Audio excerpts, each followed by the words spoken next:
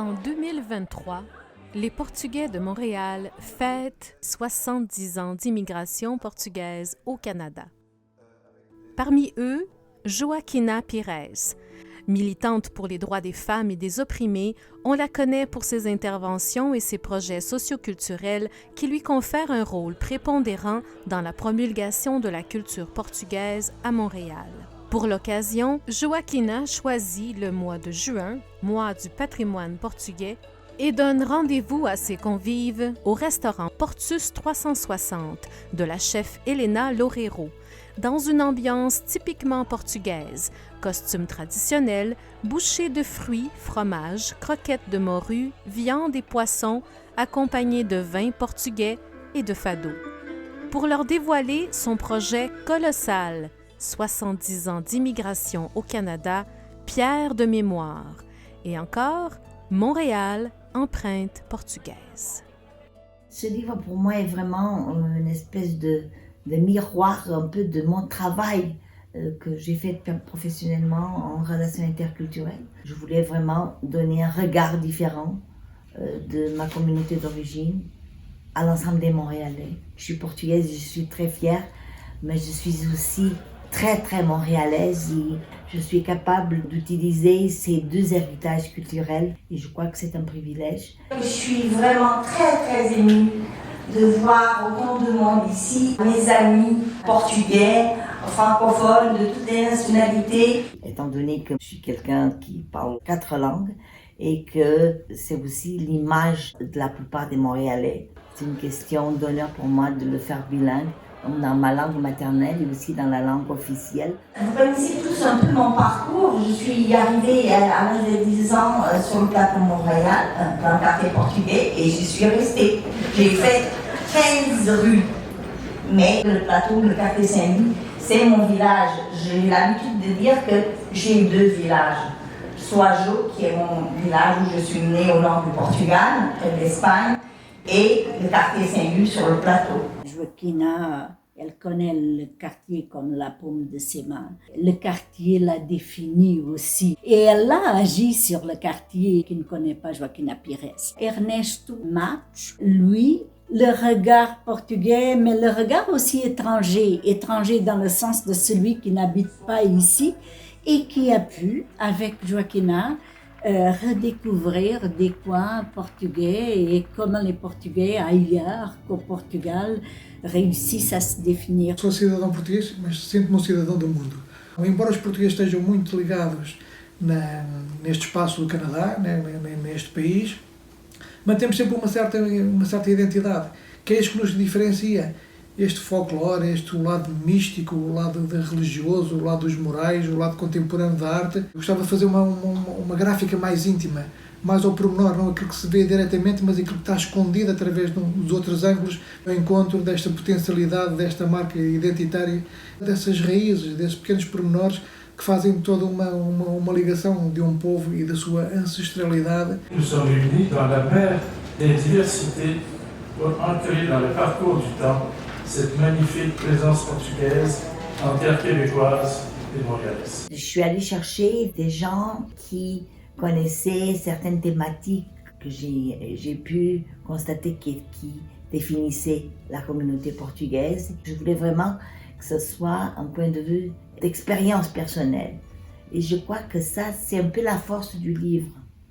Dès le lendemain du 25 avril, les autos pavoisées de drapeaux portugais passent devant chez moi et sillonnent le quartier et les haut-parleurs des camionnettes nous enveloppent de l'appel du chant de José Alfonso qui a donné le signal de la révolution des œillets.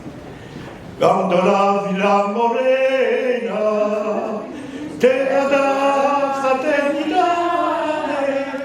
Elle nous a demandé de porter un regard sur la communauté portugaise et son apport. Donc souvent, on le vit, mais on ne se pose pas la question. Ça va de soi, ça fait partie du décor. Le parc du Portugal, c'est un tout petit parc modeste, un carré de verdure qui fait irruption, boulevard Saint-Laurent, Point Marianne, une entrée large pour souhaiter la bienvenue à tous les passants. Des gens de tous les âges et de toutes les origines y affluent par les beaux jours d'été. O projeto estético, todo o conjunto de design, é uma obra que vai ficar para o lado antropológico um dia mais tarde, poder analisar e poder estudar esta comunidade portuguesa aqui integrada. Ce livre, c'est peut-être un des plus beaux livres qui a été fait sur Montréal, parce que c'est un quartier au cœur de Montréal, au pied du Mont-Royal. Il y a la boulevard Saint-Laurent qui est centrale, il y a l'avenue Mont-Royal, l'avenue Rachel. On est vraiment au cœur de la ville, on est au cœur au niveau architectural, on est dans l'ancien quartier juif. C'est merveilleux, là, tout le symbolisme qu'il peut y avoir, ce que ça représente pour des gens qui ont adopté le quartier, pour des gens qui aiment le Portugal, pour des Portugais. On se sent vraiment partie prenante d'adoption, je dirais, de la communauté portugaise, et je pense que ce livre, qui parle des empreintes portugaises, aurait pu aussi parler des empreintes montréalaises à la sauce portugaise. On vit dans une culture dominante au Québec qui est marquée par le nationalisme québécois de souche. Puis on ne se rend pas compte que le Québec a d'autres facettes, il y a beaucoup de façons d'être québécois. Je pense que dans les prochaines années, nous, les Montréalais, on doit le faire valoir. 7h30 du matin, métro de Montréal. C'est plein d'immigrants. Ça se lève de bonne heure, ce monde-là. Le vieux cœur de la ville battrait-il encore grâce à eux?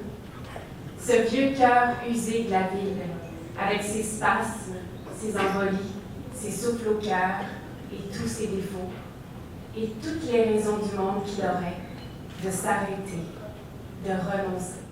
Ce qui est remarquable dans le cas des Portugais, c'est qu'ils ont marqué la ville de façon visible, dans la pierre des maisons, dans la couleur, puis il y a une autre présence qui n'est pas visible et qui, effectivement, qui disparaît avec les gens, dans la mémoire de la vie qui s'est passée dans cette maison-là. Puis le dernier contact qui peut être durable, c'est un livre.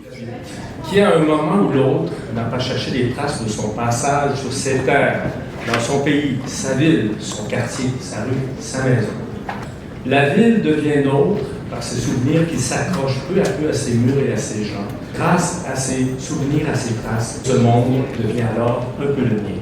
Je pense que le défi aussi, c'est de dire effectivement comment ces traces-là peuvent vivre ensuite.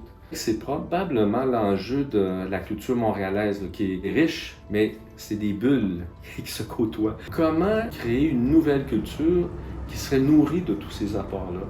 La communauté portugaise a voulu symboliquement pérenniser sa présence en sol urbain à travers une initiative artistique exceptionnelle. Ce fut la création dans l'espace public d'une œuvre, bande de pierre et de paroles. Faut-il s'étonner que sur le boulevard Saint-Laurent, ce peuple de maires, de pêcheurs et d'explorateurs ait souhaité inscrire en forme de vague 12 bancs publics de granit noir sur lesquels furent gravés des textes d'auteurs portugais, ces lieux de parole, d'échange, voire de nostalgie, conservent dans la pierre la mémoire d'un long passé de mots et de vie. Alors, il serait souhaitable que ces 12 bancs fassent dorénavant partie de la collection de l'art public de la ville de Montréal et qui en fassent partie du palais. Oui.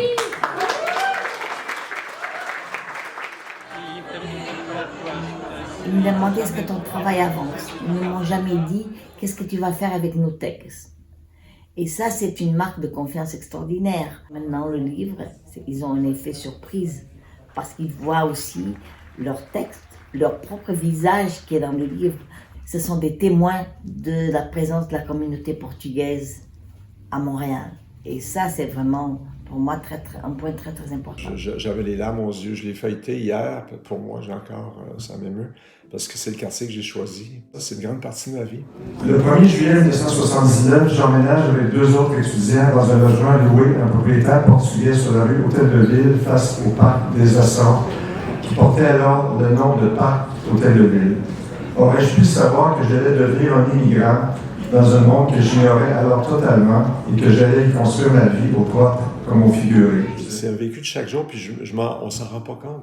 On porte pas attention. Sur l'histoire de Montréal actuelle, c'est un must, ce livre-là, maintenant. Il s'impose. Il y a vraiment une panoplie d'interventions. Avec leurs différentes sensibilités, ont vraiment réussi à donner une mosaïque de la communauté que je pense qu'il a défini très très bien dans sa pluralité. Ce livre vient aussi avec un projet sur la chaussée portugaise, avec Ernesto, spécialiste sur a calçada portuguesa. Uma das maneiras que me fez cá vir foi ir ao encontro da calçada portuguesa existente ainda em Montreal. Muitos dos portugueses no estrangeiro têm à sua porta tapete feito em calçada. Ora, isto faz parte da alma portuguesa, que é o saber receber. E se fizéssemos para os 70 anos, as 70 pedras da imigração portuguesa. Conjugámos esforços para trazer pedras, porque aqui no Montreal não há pedra de calcário como a nossa portuguesa. Era uma ideia de como é que as pessoas podiam manifestar através de uma pedra, sendo o tema da imigração. E a pedra portuguesa aqui entra novamente na cultura, que é uma marca da nossa, sendo trabalhada por várias pessoas internacionais. É essa a beleza desta interculturalidade. Tal como hoje em dia nós conseguimos ver peças artísticas dos pré-históricos, a arte rupestre, que aguentou milhares de anos através da pedra, é isso que nós queremos também dar essa simbologia. Escreva na pedra, escrita na pedra, escrita no tempo. Deixa a sua marca para o futuro. Les pierres sont aussi une espèce de marque de la trajectoire migratoire de chacune des personnes qui ont participé au projet. Il y a beaucoup d'œuvres de pierres qui ont été faites en faisant hommage à des femmes portugaises. Et ça a été extraordinaire parce que ça veut dire que la présence de la femme portugaise à Montréal, dans différents secteurs d'activité, ont marqué aussi l'imaginaire et puis la vie des gens.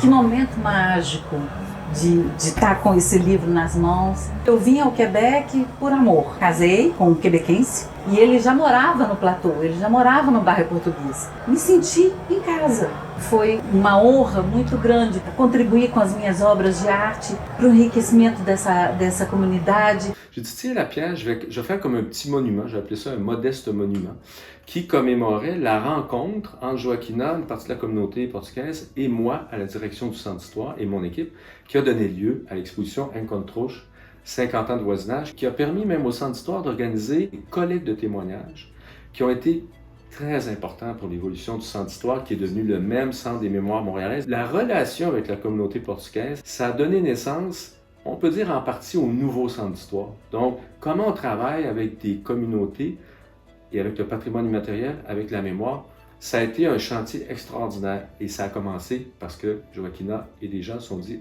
nous voir en disant hey, comment on peut célébrer ensemble. Alors moi, c'est ce que j'ai voulu commémorer avec la pierre. Donc j'ai refait la petite caserne de pompiers où était le Centre d'Histoire depuis jusqu'en 2019. Donc c'est un lieu historique d'une rencontre. La richesse d'un peuple, c'est de vivre avec la diversité des humains sur Terre. Donc le projet de Joaquina, pour moi, est un projet extraordinaire parce que c'est une mosaïque à travers divers témoignages. Je suis vraiment très, très reconnaissante à ces personnes-là d'avoir voulu vivre cette expérience avec moi. Et je ne l'ai pas fait pour moi. Je l'ai fait pour moi, en fait, c'est pas vrai. Je l'ai fait pour moi, mais je l'ai fait avec la conviction que c'était important de laisser un legs, ne serait-ce que pour mes propres enfants. Je pense à mes enfants, je pense aussi aux enfants, aux luso-montréalais, mas aussi à l'ensemble des Montréalais. Sou o primeiro a saber que a Joaquina é muito chata quando quer alguma coisa, muito chata. Gosta muito de fazer participar o pessoal e ela consegue ter essa participação. Sempre fui muito orgulhoso da minha mãe. Ela fez esse trabalho não é para se pôr à frente, ela fez esse trabalho para pôr os outros à frente.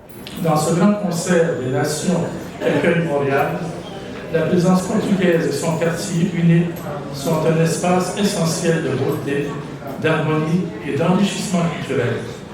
Si j'étais fadiste en terre montréalaise, mon chant serait une incantation pour clamer l'enchantement de la diversité au sein de cette mer apaisée des peuples. De pouvoir faire cette préface, je trouve que c'est une ouverture fantastique et je souhaite que le Québec soit aussi ouvert toujours envers toute la diversité.